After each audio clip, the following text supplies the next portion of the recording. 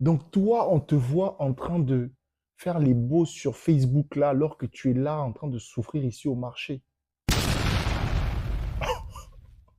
Déjà, bienvenue à ceux qui arrivent sur la chaîne. Ici, on parle d'entrepreneuriat, de discipline, de business, de motivation et de développement personnel. Pourquoi est-ce que j'ai commencé à croire en mes rêves? Par où ça a commencé? D'où je suis parti par rapport à ça. Je ne vais pas vous parler de mon parcours, de l'historique. Non, ça, ce sera une autre fois. Je vais vous parler de pourquoi, où est-ce que j'ai eu le déclic. Ça a commencé où, tout ça? J'ai toujours été un jeune qui aimait l'école. Ça fait bizarre de me dire comme ça aujourd'hui. J'ai toujours été un jeune qui aimait l'école. Ceux qui ont appris avec moi, ils savent. Quand j'apprenais, j'étais très désordonné. J'étais un bandit à l'école. J'étais un bandit à l'école, mais j'avais toujours des bonnes notes.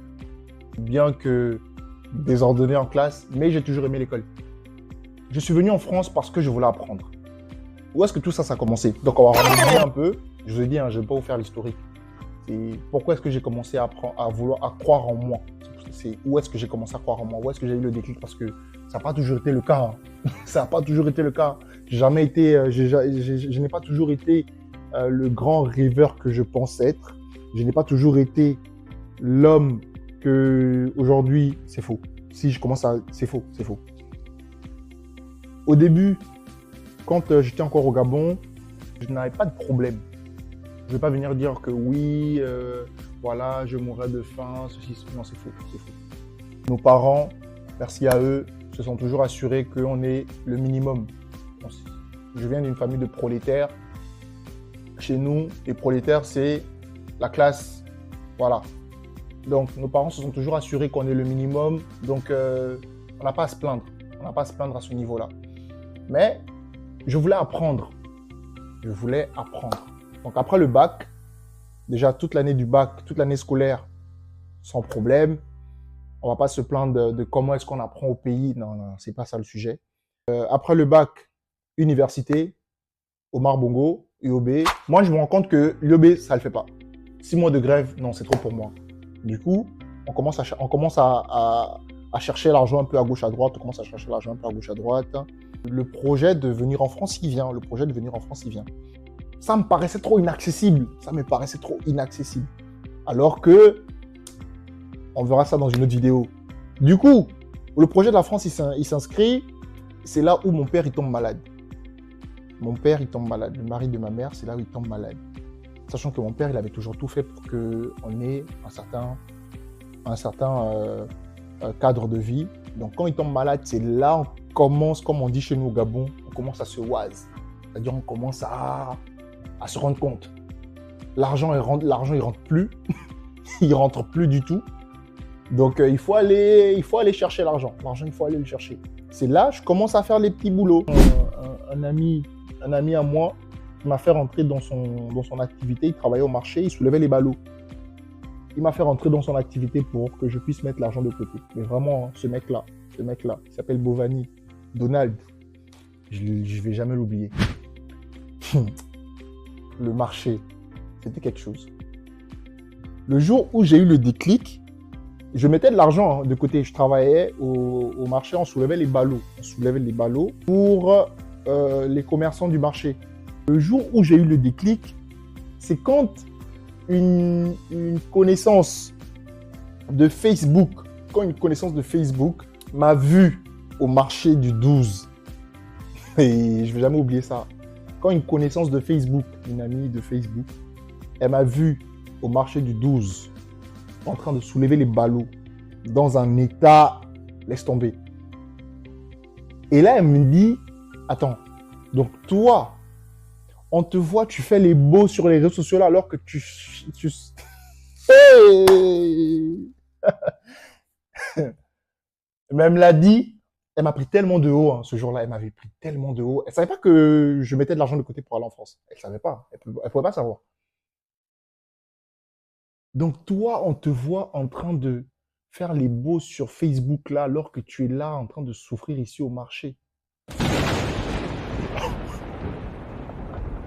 En plus, au moment où on s'est croisés, j'avais un ballot à la tête. Donc J'étais même pas en mesure de pouvoir lui... Cette phrase-là, elle est restée dans ma tête. Elle est restée dans ma tête. Ah bon? Waouh. Ok, d'accord. Ok. Tellement, ça m'avait piqué dans mon ego. Tellement ça m'avait piqué. Je me suis dit, hein, on monte, on descend. Je vais être quelqu'un. On monte, on descend. Je vais être quelqu'un. Je vais être quelqu'un. Je ne suis pas encore l'homme que j'aspire à être. Hein. Je suis en train de le devenir. Et j'ai décidé de vous emmener avec moi dans cette aventure-là. Ce jour-là, j'ai compris que dans cette vie, quand tu n'es pas quelqu'un, on ne te respecte pas. Quand tu n'es pas quelqu'un, quand tu es un vaurien, on te regarde comme un vaurien. Quand tu es un moins, quand on dit moins que rien, on te traite comme un moins que rien. Dans la vie d'aujourd'hui, c'est le statut. C'est-à-dire que à partir d'un certain niveau de vie, on te regarde différemment, on te traite différemment. Tant que tu n'as pas atteint un certain niveau, on ne va pas te parler, on ne va pas te regarder, on ne va pas te traiter avec les honneurs qui vont avec. Donc, si tu veux ça, il faut mériter. Si tu veux ça, travaille. J'ai commencé à cogiter dans ma tête. J'ai commencé à cogiter. Donc, c'est vrai que tous les matins, j'avais encore plus chez nous. Je vais vous employer beaucoup des expressions de chez nous au Gabon, parce que ce n'est pas une chaîne qui est dédiée qu'aux Gabonais. Beaucoup de personnes peuvent tomber dessus. Donc, je vais vous employer beaucoup d'expressions qui viennent de chez moi, parce que je suis Gabonais. J'avais encore plus le Jones. Chez nous, le Jones, c'est trop. Chez nous, le Jones, c'est la niaque. J'avais encore plus le Jones quand je me levais tous les matins. Je me suis dit, attends, quoi? C'est comme ça qu'on te traite dans la vie, là? C'est comme ça qu'on te traite? Non, c'est faux. C'est faux, c'est faux. Comme le boss venait de tomber malade et que les dos, c'était au gaz. Ah, les expressions du pays commencent à sortir n'importe comment.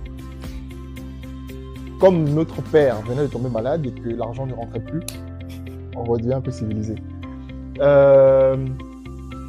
Il fallait trouver l'argent.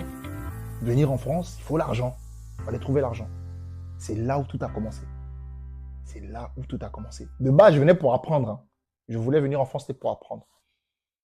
Ce qui fait que quand je suis arrivé en France, je suis venu apprendre. Je suis venu apprendre. Mais je me suis rendu compte aussi d'une autre réalité. Je me suis rendu compte aussi d'une autre réalité qui a fait que mon projet de base, qui était simplement d'apprendre, en fait, il a pris une autre tournure. Mon projet de base qui était d'apprendre, il a pris une autre tournure. Non seulement apprendre, oui, parce que chez nous, on nous a appris que l'école, ce n'est pas le seul moyen de s'en sortir, mais c'est le plus sûr. C'est comme ça qu'on nous élève chez nous. L'école, ce n'est pas le seul moyen de s'en sortir, mais c'est le plus sûr. C'est une sécurité. Donc, apprendre, ok, mais pas que. Parce que le monde là, il est dur.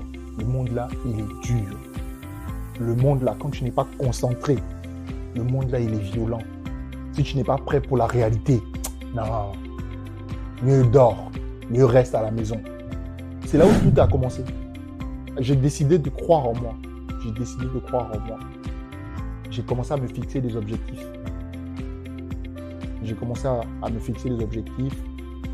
J'ai été aussi marqué par des personnes. J'ai vu des gens. Je me suis dit, lui là, je vais être comme ça. Lui là, je vais être comme ça. Et je pense qu'il ne faut jamais avoir honte. Je pense qu'il ne faut pas avoir honte de copier. Il ne faut pas avoir honte de copier ou de s'inspirer de ce qui est bien. Au contraire, je pense même qu'à l'inverse, il faut s'indigner de copier ce qui est mal et de s'inspirer des mauvaises choses. Mais il ne faut jamais avoir honte de s'inspirer des bonnes choses, tout en restant reconnaissant et en attribuant ce qu'il faut à qui de droit, parce qu'on n'a rien créé. Il ne faut jamais avoir honte de dire que lui là, moi je vais être comme ça. Je suis arrivé à des endroits, on verra ça après dans les prochaines vidéos, je suis arrivé à des endroits dans certains lieux, j'ai vu comment on traitait certaines personnes. J'ai dit non, si lui là il peut faire ça là, moi je suis garçon comme lui. J'ai 2 pieds, j'ai 2 mains. Je suis en pleine possession de mes capacités. Je suis garçon comme lui. Je veux arriver là. Ce n'est pas de la jalousie. Il faut bien faire la différence. Ce n'est pas de la jalousie. Au contraire. Au contraire. Par exemple, moi j'ai mes frères ici en France. Chez nous, quand on parle de frères, ce n'est pas seulement les liens de sang. Chez nous, quand on parle de frères, ce n'est pas seulement les liens de sang. La famille va au-delà de ça. La famille, c'est toutes les personnes là qui te sont proches, toutes les personnes là sur qui tu sais que tu peux compter.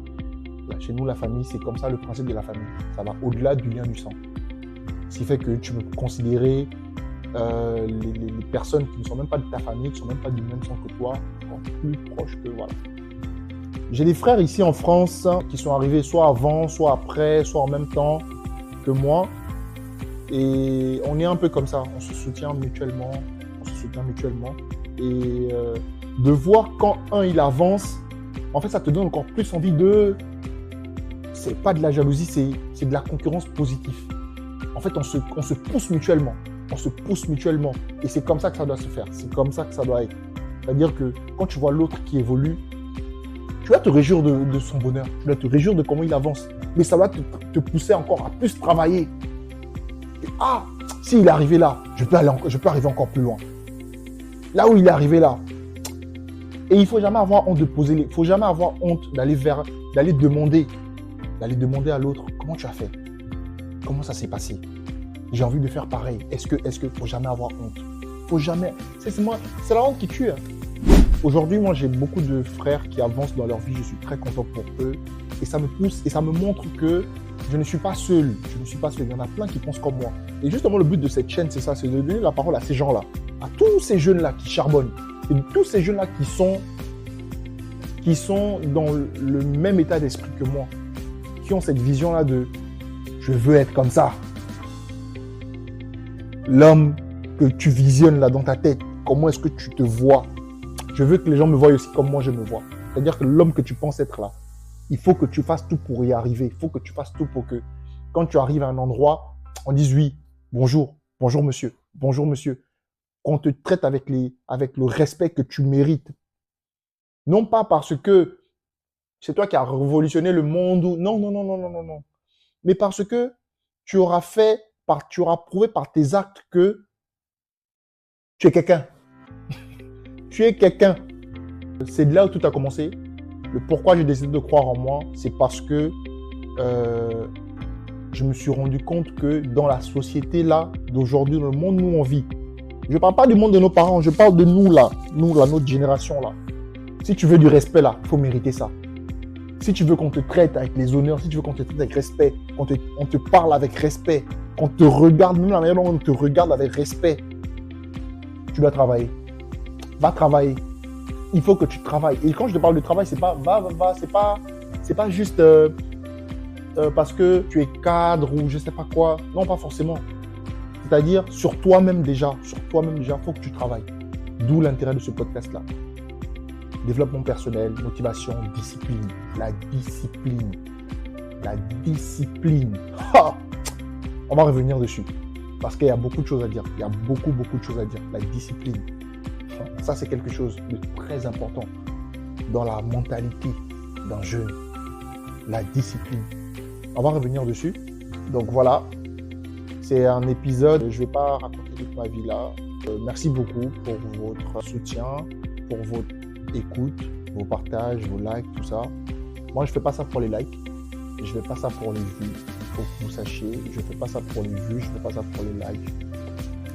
Je gagne ma vie autrement. Ce qui me motive principalement, c'est de toucher les jeunes. Si un seul jeune se sent touché par mon histoire, je dis bien si un seul jeune se sent touché par mon histoire, par mon parcours, et se dit que si lui il a fait ça, moi aussi je peux.